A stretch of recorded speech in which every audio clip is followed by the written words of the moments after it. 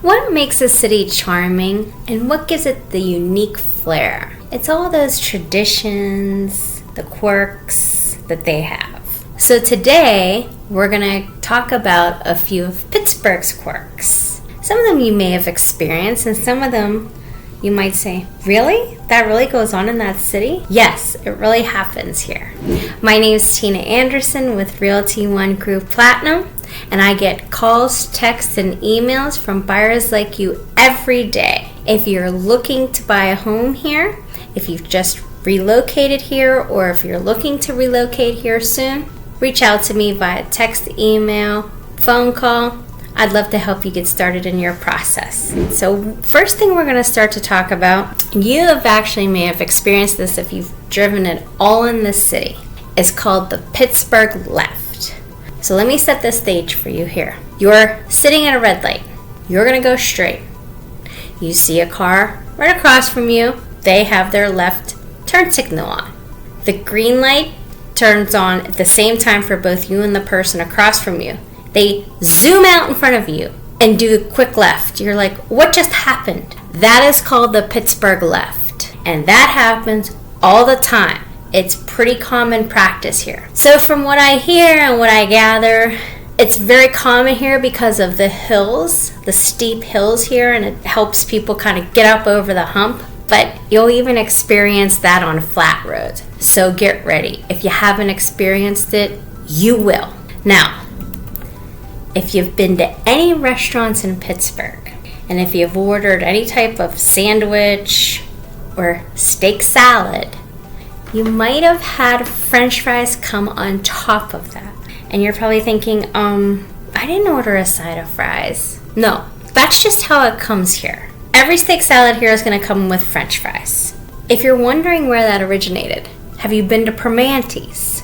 Permante's is all over. They used to just have them in the Strip, Oakland, and Southside. Now it's in the suburbs. They're everywhere. And they have full restaurants. It used to just be the sandwich. Now they have everything. So if you haven't experienced Permante's, you have got to get a Permante's sandwich. It's going to come with your choice of beef. I like the kielbasa. Some people like the cheesesteak with the French fries, the coleslaw, the tomatoes, everything on Mancini's bread. It's a local bread shop here on McKees Rocks. It's delicious. You'll love it. Drink it with a nicey light. You'll be a Pittsburgher in no time. Now next, you're driving down the street. You're looking for a parking spot. You think you get lucky. You go to Parallel Park and you see a chair sitting there. What's that? Yeah, we do parking chairs here. You're going to see them more in the city neighborhoods with the tight streets, especially in neighborhoods where most of the homes won't have garages. It's a very common practice here, especially in the wintertime. People dig their cars out of the snow. They don't want somebody else parking there. It's a completely illegal practice, yet it's completely ignored by the authorities and respected by the neighbors. So don't move that chair to park your car. Just go and find another parking spot. Have you been to a wedding here? Was it in a fire hall? We love our fire hall weddings. Now, when you were at the wedding in Pittsburgh, did you see the cookie table?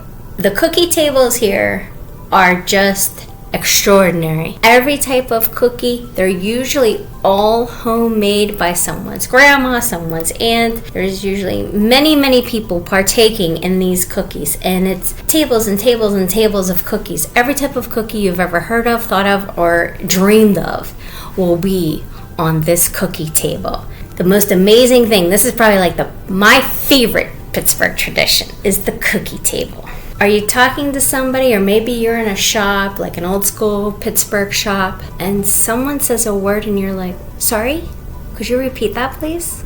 And they're like, yeah, just go down there, downtown, in the south side. You're like, is that English? Are you speaking English? Well, that's our own language.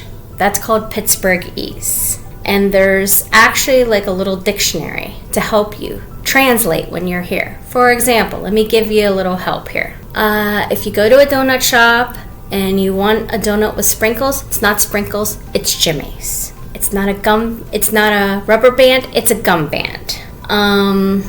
We wash our clothes, we don't wash them. So I'm gonna set you up with the Pittsburgh E's. And if you have any questions, of course, you can always put them in the comments. You might have heard jag off. That's just our fun way of saying you're a jerk.